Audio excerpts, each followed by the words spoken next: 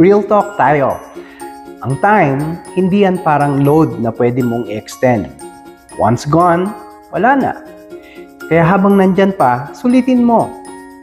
Minsan kasi we keep saying, next time na lang. Next time ko na lang kakausapin si babe.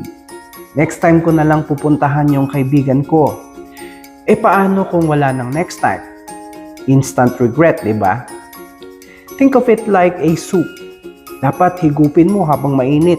Kasi pag malamig na, hindi na masarap. Sayang.